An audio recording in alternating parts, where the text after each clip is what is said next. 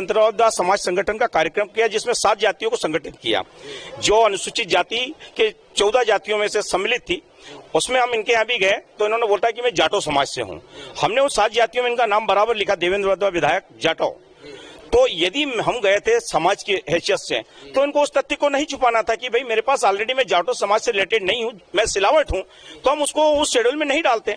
हमारी समाज को एक बड़ा गौरवान्वित लगा कि एक विधायक हमारी समाज का, संत रविदास समाज का होते हुए आज विगत इतने वर्षों से है, और तो ये तो बड़े सूचना नहीं है। समाज के कई लोगों ने इश्यू उठाया, हमने कहा कि बहुत खुशी की बात है भाई। लेकिन जब ये दस्तावेज अभी 5 तारीख को मुझे प्रेजेंट हुआ, जी ये जो है ये 2018 में, ये देखिएगा, ये इनका नाम ये लिखा हुआ दूसरे नंबर, देवेंद्र वर्मा विधायक खंडवा जाटो समाज, ये हमारी समिति में। तो ये 2017 में जब ऑलरेडी इनके पास सिलावट का दस्तावेज रखा है तो ये तो मना कर सकते थे। इन्होंने समाज को क्यों झूठ बोला, जाटो क्यों बन गए इन्होंने। नमस्कार, आप देख रहे राजधानी समाचार। मध्य प्रदेश में चुनावी साल है, लेकिन कई विधानसभा ऐसी हैं जहां पर विधायक के या तो तालमेल दिखा रहे हैं, विधायक का विरोध हो रहा है, विधायक के कई ऐसे केस मामले सामने आ रहे हैं। खंडवा से बात करेंगे, वकील साहब आए हैं, बात करेंगे किनका मामला लेके आए हैं और क्या पूरी जानकारी। वकील साहब, पहले तो आपका स्वागत है राजधानी समाचार में। जी धन्यवाद। नमस्कार। मामला लेके आए विधायक जी का? विधायक जी का मामला ये है कि हमारे खंडवा विधानसभा में जो वर्तमान विधायक है देवेंद्र वर्मा, पिता श्री किशोरीलाल वर्मा, ये विगत 20 वर्षों से विधायक के पद पर विराजमान है। इनके संदर्भ में विगत कई वर्षों से ये मैटर चला आ रहा है कि इनकी जो जाति है ये भिन्न भिन्न नामों से जहाँ जाते हैं वहाँ अपनी जात का कहीं न कहीं कोई अलग तरीके का बयान करते हैं। एविडेंस जब निकाला, सूचना का अधिकार में जानकारी प्राप्त करी तो इनके पिताजी की जात ठाकुर पाई गई, जाट निकली, किसी स्थान पे हिंदू निकली और कहीं पे सिलावट निकली और कहीं पे इन्होंने जाटो समाज जो चमार जाति में आता है ये इस प्रकार से निकली है। इसके सारे दस्तावेज निकालने के बाद ये समस्त शासन प्रशासन के समक्ष और ज्ञापन भी दिया खंडवा में 5 सितंबर को।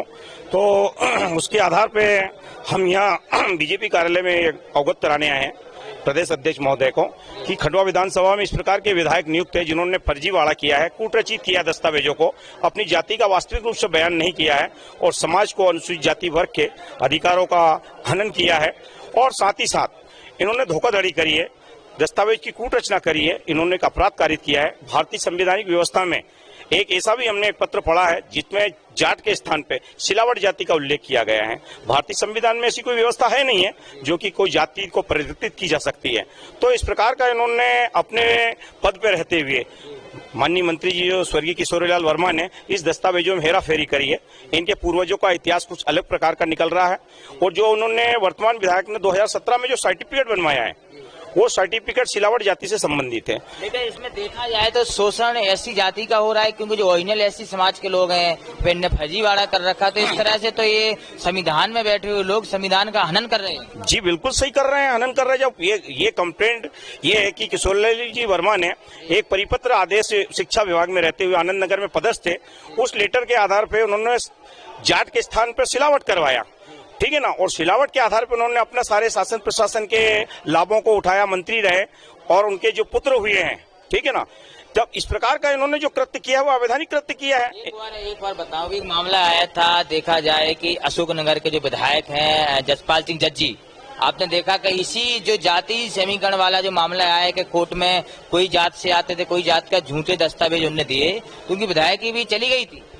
देखो ये सवाल जो आपने किया है ये भोपाल से संबंधित है, हमारी आउट ऑफ नॉलेज है कि किया होगा और अगर उनका फर्जीवाड़ा साबित हुआ होगा तो निश्चित रूप से उनको पद से निष्कासित किया है और पनिशमेंट भी किया होगा। हमारे भी उद्देश्य यही है कि अगर इन्होंने विगत वर्षों से कई साल से हेराफेरी करी है तो निश्चित रूप से ये दंड के भागीदार हैं। 420, 467, 68 का इन्होंने अपराध किया है और उसकी निश्चित रूप से वो होना चाहिए।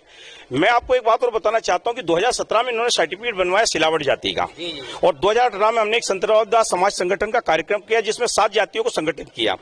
जो अनुसूचित जाति के 14 जातियों में से सम्मिलित थी उसमें हम इनके यहाँ भी गए तो इन्होंने बोला कि मैं जाटो समाज से हूँ। हमने उन 7 जातियों में इनका नाम बराबर लिखा, देवेंद्र वर्मा विधायक जाटो। तो यदि हम गए थे समाज की हैसियत से तो इनको उस तथ्य को नहीं छुपाना था कि भाई मेरे पास ऑलरेडी मैं जाटो समाज से रिलेटेड नहीं हूं, मैं सिलावट हूं, तो हम उसको उस शेड्यूल में नहीं डालते। हमारी समाज को एक बड़ा गौरवान्वित लगा कि एक विधायक हमारी समाज का, संत रविदास समाज का होते हुए आज विगत इतने वर्षों से है, और तो ये तो बड़े सूचना नहीं है। समाज के कई लोगों ने इश्यू उठाया, हमने कहा कि बहुत खुशी की बात है भाई। लेकिन जब ये दस्तावेज अभी 5 तारीख को मुझे प्रेजेंट हुआ, ये जी, ये जो है ये 2018 में, ये देखिएगा, ये इनका नाम ये लिखा हुआ, दूसरे नंबर देवेंद्र वर्मा विधायक खंडवा जाटव समाज, ये हमारी समिति में। तो ये 2017 में जब ऑलरेडी इनके पास सिलावट का दस्तावेज रखा है, तो ये तो मना कर सकते थे। इन्होंने समाज को क्यों झूठ बोला, जाटव क्यों बन गए? इन्होंने लाभ प्राप्त करने के लिए श्रीमान पूरे शासन प्रशासन से धोखाधड़ी करी है। तो क्या इस पे आप जो जाटव समाज है, क्या वो कोर्ट में जाएगी? क्या बिल्कुल कोर्ट में जाएगी। तो क्या विधायक की भी जाएगी? क्या विधायक जी की? भाई विधायक की जाना नहीं जाना ये कोर्ट का न्यायालय का डिसीजन है। अगर जाएगी तो मान लो नहीं, मान लो क्या 100% बिल्कुल प्रमाणित करेंगे इतने दस्तावेजों के आधार पर किसने धोखा दिया है। आज पूरी समाज वर्ग को धोखा दिया, लाखों लोगों को धोखा दिया, हमारे सामने झूठ बोले हैं। जाटव समाज में आप कहें कि आक्रोश है, जाकोट समाज में आक्रोश, संत रविदास समाज में आक्रोश है। संत रविदास समाज जो संगठन बना है खंडवा के, और पूरे अभी ऑल इंडिया स्तर पे कि भाई एक विधायक ने अपने संवैधानिक पद पर रहते हुए इस प्रकार का धोखाधड़ी किया, जो अपराध किया है, आक्रोश क्यों नहीं रहेगा? आज हमारे वर्ग का आदमी ना हो, एससी का कोई भी व्यक्ति जो उसका वास्तविक हकदार है वो चयनित होता तो निश्चित रूप से भागीदार है। इन्होंने आज इतने समय से जो शासन प्रशासन का लाभ लिया है और विधायिका का इस्तेमाल किया है, इनको निश्चित रूप से दंड का भागीदार होना चाहिए। पूरा आक्रोश है, पूरे समाज खंडवा में आक्रोश है। हर Subscribe now and press the bell icon. Never miss an update.